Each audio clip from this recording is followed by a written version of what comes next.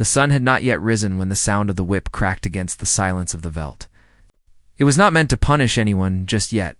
It was a call, a cruel reminder that the day of toil had begun. Mandla stirred from the dirt floor where he lay curled in a thin, ragged cloth. His back ached from yesterday's labor, his stomach hollow from weeks of hunger, but he knew better than to move slowly. Peter, the overseer, had eyes like a hawk and hands that never tired of beating.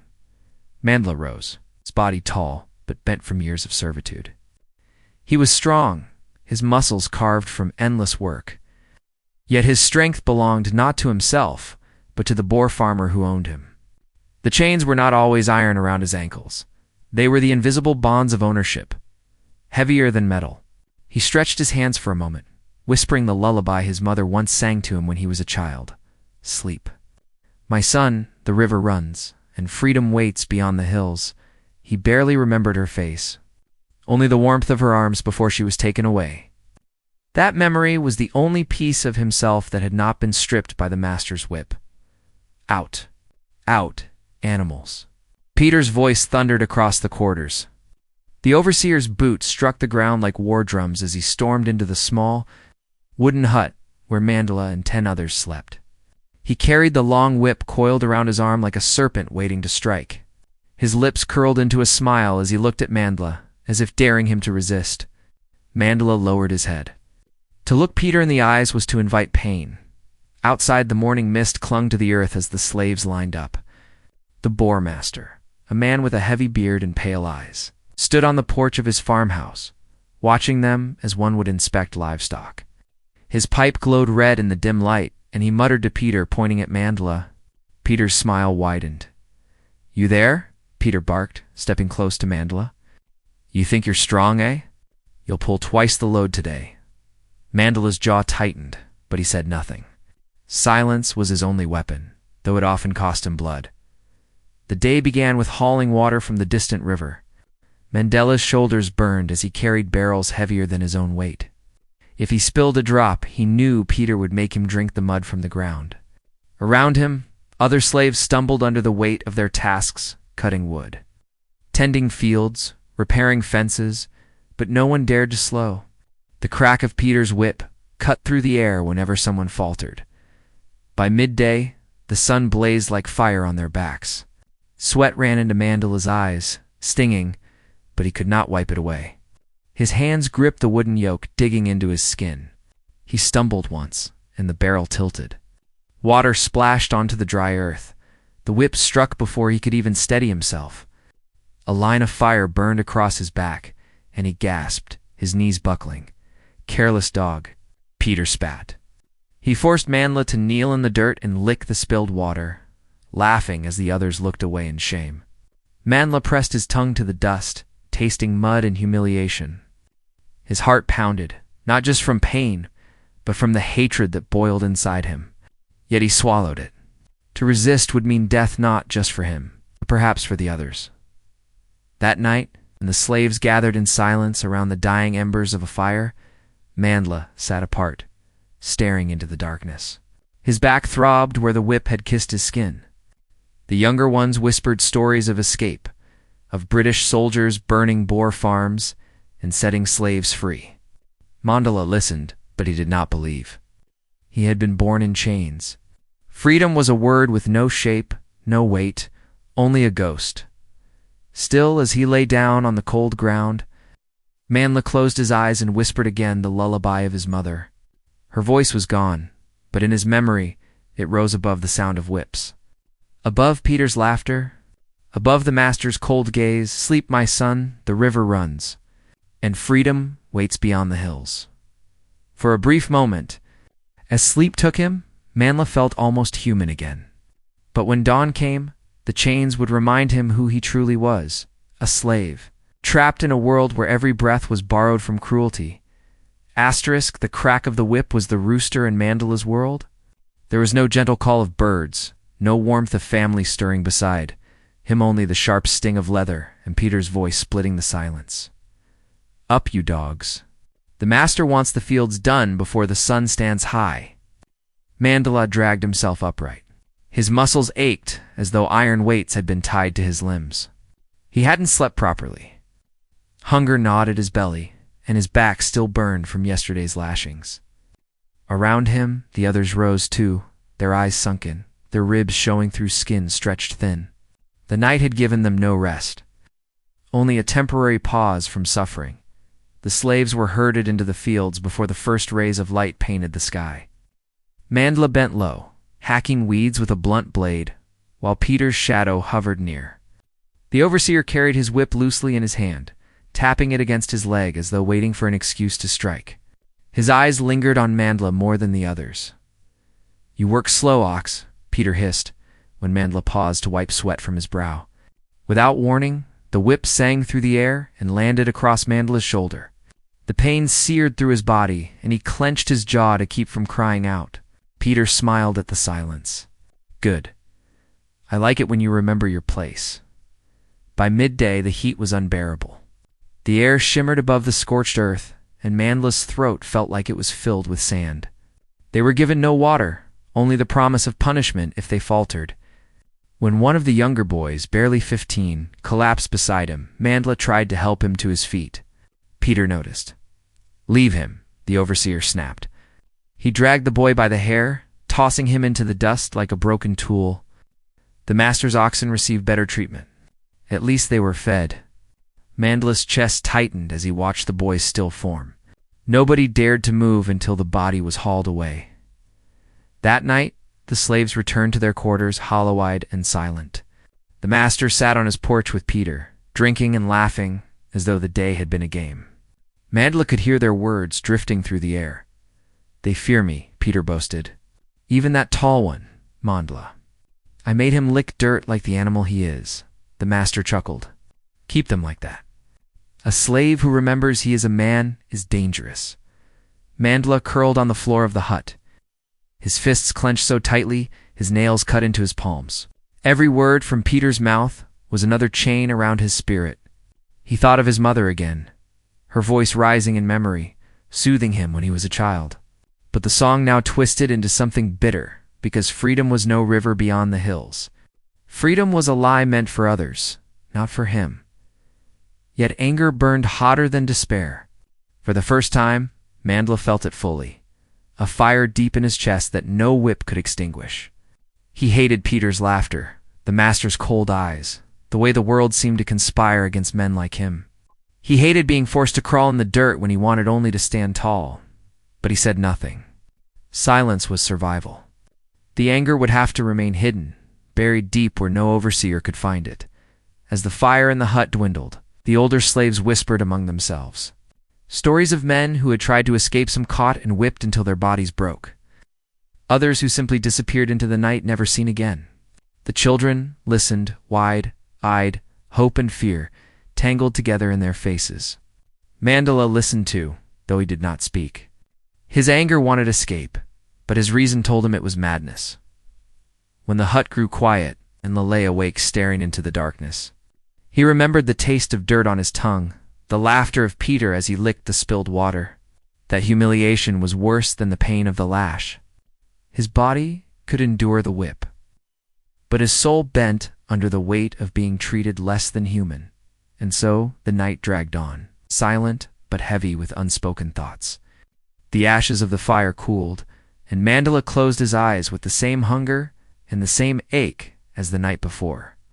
Tomorrow would bring more whips, more humiliation, more chains. But deep inside, something had shifted. His anger had become a seed, a dangerous seed, buried beneath layers of silence and fear. And seeds, even in the harshest ground, had a way of growing. The first sign of war came not with soldiers, but with smoke. Thick black clouds smudged the horizon, rising like fists into the sky. At first, the slaves thought it was a veldt fire, but the air carried no scent of grass, burning only the acrid sting of wood and flesh. Mandla noticed it before dawn. While carrying buckets of water to the animals, he froze, staring at the dark plume, and a cold shiver crawled down his spine. Something in the world was shifting, though he did not yet know if it was for better or worse. "Don't stand there gaping," Ox Peter snarled, striking him on the back with the handle of his whip. The British are coming, and if they find you lazy, they'll hang you like a thief. The overseer's words confirmed what Mandla had feared. War. The rumors whispered in the huts at night were truth. The British had begun sweeping through Boer farms, burning houses, seizing land, and herding people into camps. Some said the slaves would be freed. Others claimed the British were no kinder, just masters in different coats. The Boer master grew restless. His eyes darted nervously at the smoke each day, and his hand lingered more often on the rifle slung over his shoulder. He forced the slaves to work harder, as if punishing them for his own fear. "If you even think of betraying me to the English," he warned one evening, "I'll see you hanging by your necks before they arrive." Mandla kept silent, though the words churned inside him like boiling water. Betrayal. What loyalty did they owe a man who had stolen their lives? As the days passed, the smoke grew closer. The crack of distant gunfire sometimes rolled across the hills, sharp and unnatural against the silence of the veldt. The slaves worked with heads down, fear gnawing at them with every sound. Children cried at night, clinging to their mothers as if the war itself might snatch them away.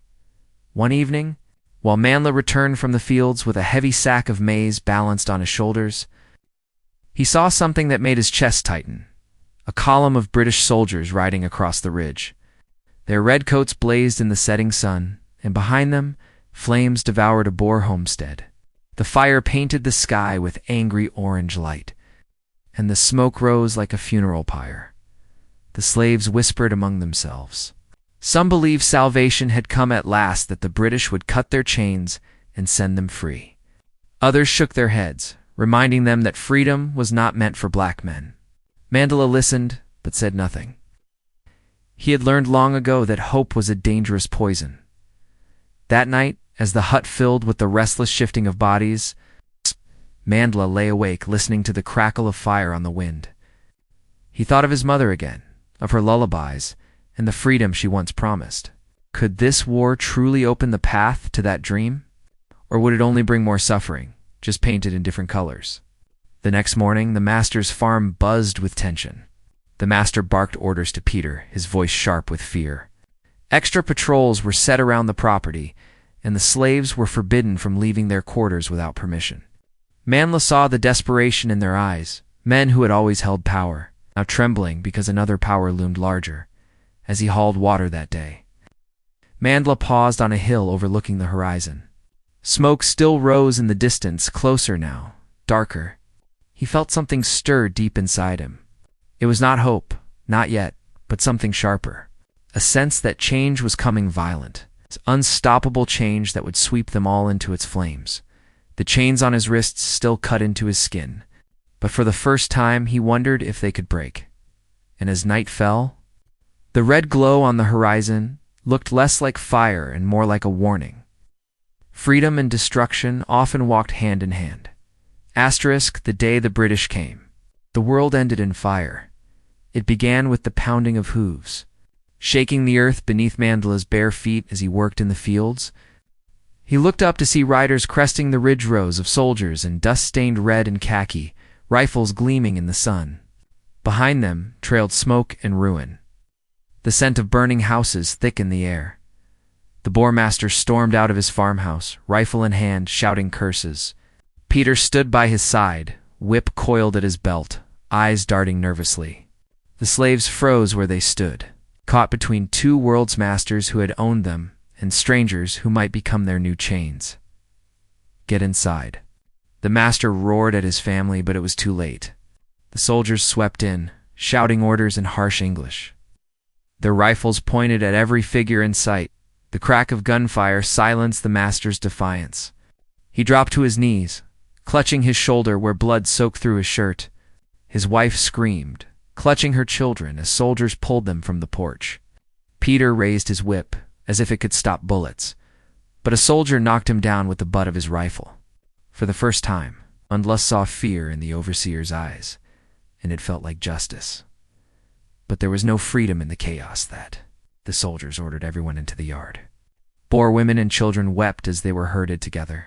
The slaves stood apart, uncertain, hungry for a miracle. Mandla's chest pounded as one soldier approached. Perhaps now, Perhaps this was the moment the chains would be broken. Instead, the soldier barked in broken Afrikaans. "You too, all, move." They were marched away from the farm, past the burning fields where Mandla had bent his back for years. The farmhouse collapsed in flames behind them, the master's curses drowned out by his wife's sobs. Mandla turned once to look at the inferno. For a heartbeat he felt a strange satisfaction. The house where he had been whipped, humiliated, treated like an animal, reduced to ashes. But the satisfaction vanished as the march continued. Days blurred together, dust, hunger, the cries of children, and the sharp command of soldiers. Whenever someone faltered, they were struck or left to die by the roadside. At last, the column reached the camp. Fences of barbed wire stretched across the horizon, enclosing rows of tents and shacks. The stench hit Mandla first. Human waste, unwashed bodies, sickness carried on the wind. Inside, pale Boer women huddled with their children, eyes hollow. Black prisoners, slaves, and workers alike were separated from them and shoved into the harshest corners of the camp. Here, the British had no need to pretend kindness. Mandla was stripped of the little he had, forced into hard labor from the moment he arrived. He hauled timber for new fences, dug trenches, and carried supplies until his muscles screamed. Food rations were pitiful mealy scraps that barely kept him alive. Disease festered everywhere. Coughing echoed at night like the groaning of ghosts. He realized quickly this was no freedom. The chains had changed hands, but the cruelty was the same. Perhaps worse, the Boer master had needed him alive to work the fields. Here, the British treated him as expendable. One body among thousands. That first night, Mandla lay on the hard earth of the camp, staring up at the endless sky. His back throbbed, his stomach clawed with hunger, but his mind churned more fiercely than his body. The farm was gone, the master ruined, but Mandla was still a prisoner. Still a slave in every way but name. Beside him, a young boy coughed in his sleep, the sound wet and ragged. Mandla turned his face to the stars. His mother's lullaby whispered in his memory, but even that seemed fragile here, smothered by the cries of the dying. The war had torn him from the ashes of one life, only to throw him into another prison. Freedom was no closer. It was a shadow, retreating just beyond his reach. And yet, as the camp gates clanged shut, a fire sparked quietly inside him. If the war could burn down masters and farms, then perhaps even here something more could burn. The camp was not a place for the living. It was a place where bodies lingered for a while before giving up each morning. The gates opened with the clang of iron and the prisoners were driven out like cattle. Mandla's body had grown leaner, his ribs showing, his skin stretched taut across bone. His back, once strong, now ached constantly, and his legs trembled after hours of work. But weakness was dangerous here. Weakness made you a target. The British soldiers spoke little to the black prisoners except to bark orders. Their rifles spoke enough. Mandla spent his days digging trenches, carrying timber, and dragging heavy carts across the camp. The guards watched with blank, indifferent faces, as though they were moving stones, not men. Food was scarce. Twice a day, thin bowls of watery porridge were thrown into the prisoners' hands, hardly enough to feed a child. Sometimes meat was promised, but when it came, it was little more than bones and gristle. The Boer women and children in the camp fared badly too, but the black prisoners were treated worst of all. They were the first to be beaten, the last to be fed, and the ones forced into the hardest labor at night. The camp became a graveyard of sound, moans of the sick, coughing that rattled like chains, the wails of children fading into silence as disease claimed them. Typhoid crept like a shadow through the tents. Smallpox scarred faces, fever boiled through fragile bodies. Every morning, soldiers carried corpses outside the wire fence and dumped them into shallow pits. Mandla learned not to look too closely at the dead. If he did, he might recognize someone he had spoken to the night before. It was during one of those nights, when hunger kept him awake, that he first spoke to Thandi. She was a young woman, her frame as thin as his, her eyes sunken from exhaustion. Yet in those eyes there was still a spark faint. "But there, you don't eat enough," she said softly, pushing a scrap of bread into his hand. He tried to refuse, but she closed his fingers around it. Take it. I stole it from one of the guards' kitchens. Better you than them. Mandla hesitated, then ate it slowly, savoring the dry, rough taste, as though it were the richest feast he had ever known. For the first time in weeks, something warm spread through his chest. Not just the food, but the kindness. That night, they whispered to each other under the thin cloth of the tent. She told him about her family, how her father had been shot by soldiers, how her mother had died of fever in the camp. She was alone now, except for him. Mandla listened, his voice low when he answered. He told her of his mother, of the lullabies that still haunted him, of the farm that had burned. Their words were stolen moments of humanity in a place that tried to strip it away, but kindness came at a price. One evening, a guard caught them speaking too closely, their heads bent together as though plotting. Peter had returned to the camp, now wearing the smug air of a collaborator, and his eyes gleamed when he saw Mandla and Thandi. You think you can whisper secrets here? Peter sneered, his voice dripping with venom. He struck Mandla hard across the face, knocking him to the ground. Then he turned his glare on Thandi. Stay away from him more. You'll both learn what it means to disobey.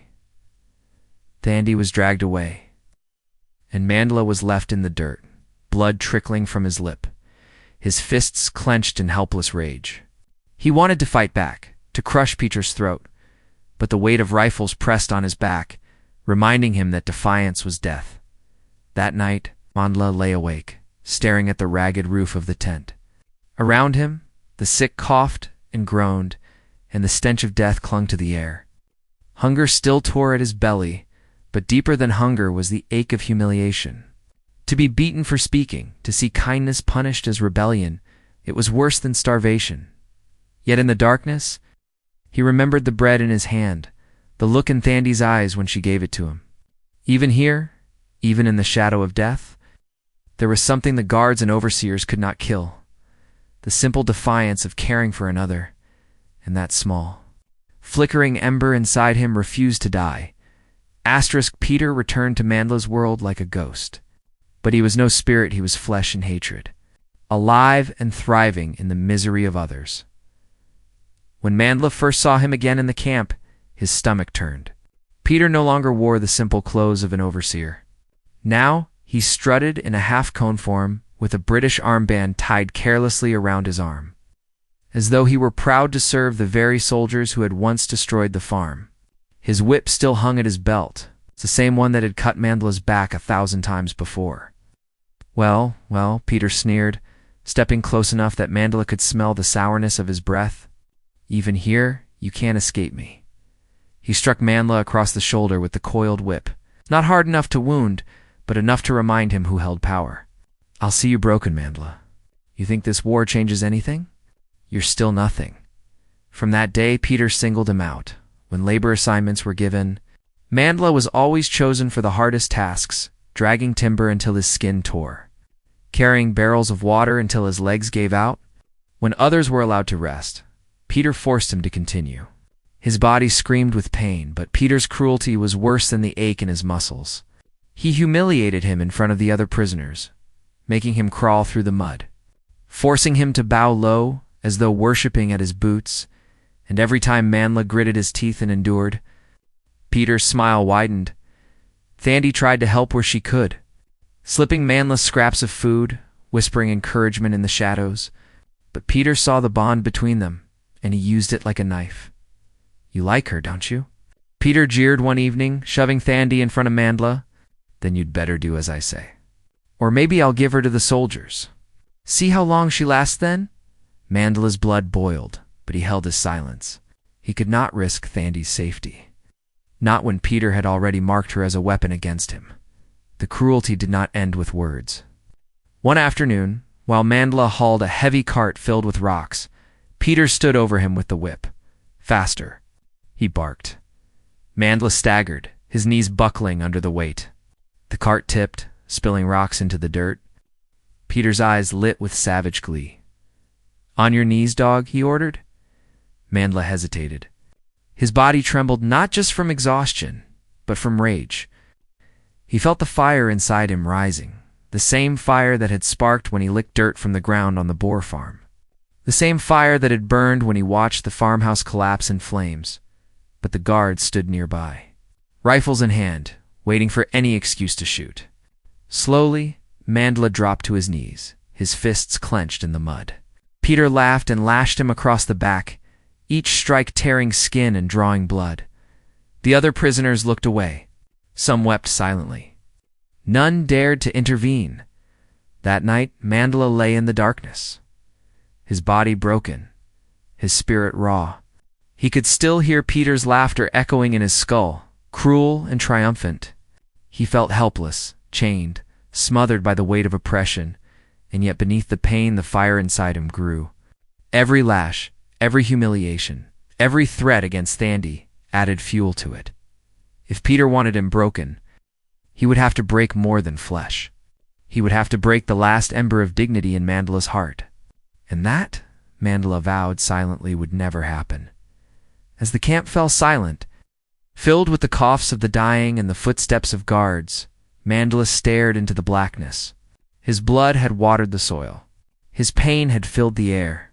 But deep inside, he whispered to himself, almost like a prayer, "Not forever. Prayer. Not forever." The beating from Peter left Mandla's back torn open, his body trembling with fever. Yet it was not the pain that stayed with him. It was the humiliation. Crawling in the dirt, his skin split open before the eyes of his people, he had felt something die inside him. But in the hollow where shame had festered, something new had taken root. Resolve.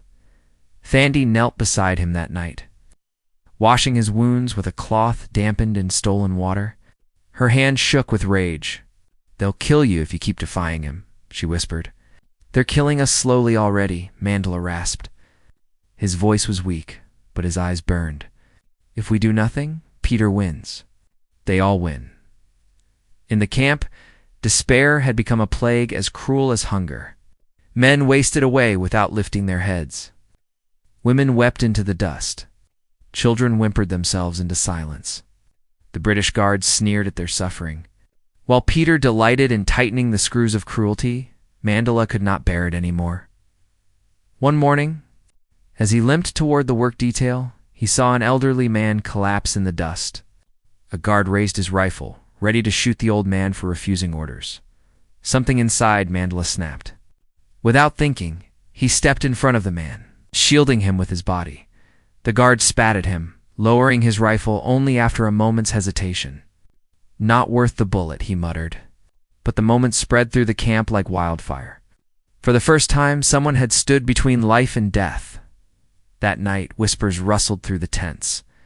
Men and women gathered in shadows, their eyes glimmering with something long lost. Hope. Mandla spoke, his voice hoarse but steady. "We cannot fight them with guns. We cannot storm the fences. But we can fight by standing, by protecting one another, by refusing to crawl." A young man, Themba, clenched his fists. "They will beat us." "Then let them," Mandla replied. "Every lash they give us, we endure together. Every drop of blood we share. They cannot break all of us if we hold each other." It was a dangerous idea, resistance through unity, not rebellion with weapons. But it was enough to light sparks in the darkness. Over the days that followed, Mandla began to see small acts of defiance grow. Slaves shared their food in secret, ensuring no child went hungry. They carried each other through work details, hiding weakness from Peter's eye. They whispered prayers in the night, forbidden songs rising like ghostly fire through the camp. Peter noticed. His cruelty doubled, desperate to crush this spirit before it grew too strong. But each lash, each humiliation, now struck not just Mandla, but the entire camp. They bled with him, they groaned with him, they stood with him. One evening, after Peter had beaten him into the dirt, Thandi helped him rise. His lips were split, his ribs ached with every breath, but he stood tall. Around him, dozens of eyes gleamed in the firelight. Watching, waiting, he raised his head, blood streaking his face like war paint. "You see," he said softly, his voice carrying through the night. They cannot kill what lives inside us. The silence that followed was not empty, was full, charged, alive. A flicker of defiance had been born, and though it was fragile, it burned hotter than Peter's whip, hotter than hunger, hotter even than the fear of death. Asterisk winter came to the camp like a blade. The wind cut through thin tents, and the sick grew weaker with every breath. Death became so common that bodies were carried out each dawn, wrapped in rags and silence. Yet within the despair, the flicker Mandla had sparked continued to glow. People shared scraps of bread, lifted the fallen, and hummed forbidden songs in the night. They no longer suffered alone. They suffered as one. But Peter could not allow hope to take root. His hatred for Mandla had festered into obsession. You think you've become their leader? He spat one morning, shoving Mandla against the camp fence. You think your pitiful words mean anything? I will show them how worthless you are. That night, Peter dragged Thandi from her tent. Her screams tore through the camp, her body thrown into the mud before Mandla's eyes. Peter raised his whip. Choose Mandla, he snarled. Crawl at my feet, beg like a dog, and I'll spare her. Refuse, and she suffers for your pride. Mandla's heart thundered. Every part of him wanted to throw himself down, to shield Thandi with his body, to surrender his dignity for her safety. But then he looked into her eyes, brave, tear-filled, pleading without words. She shook her head. No, Mandla, she whispered. Do not bow.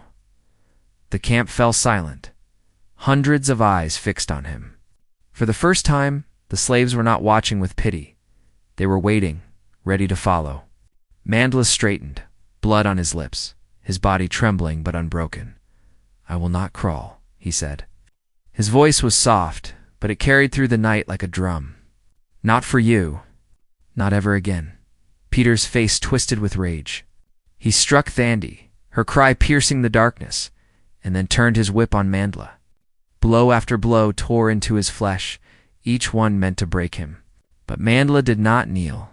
He stood, swaying, his body a ruin, but his spirit blazing brighter with every strike. The others began to move. Themba stepped forward, then another, then a dozen more. They formed a wall of human bodies, placing themselves between Peter and Mandla. Enough, Themba growled. The guards raised their rifles, uncertain. For a moment, the camp held its breath.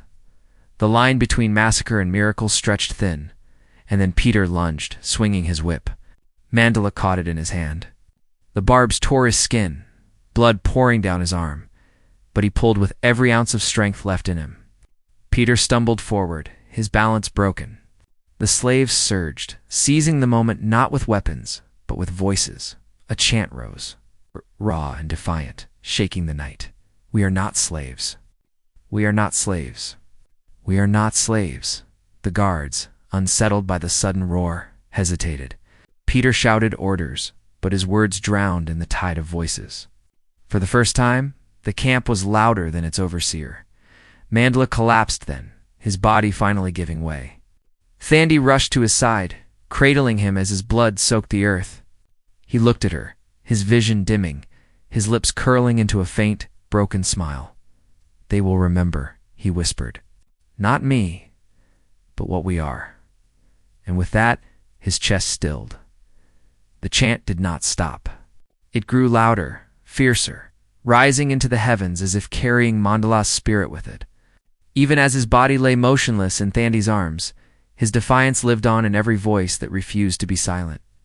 By morning, the guards had retreated to their posts, shaken and uncertain. Peter stormed away, humiliated, his power cracked. The camp was still starving, still dying, still trapped behind fences. Yet something had changed, something that no whip could destroy, in the ashes of tomorrow. Mandla's fire lived in Thandi's tears, in Themba's clenched fists, in the chants of the broken who had learned they were more than chains, and though his body was gone, Mandla had won. Mandla had won.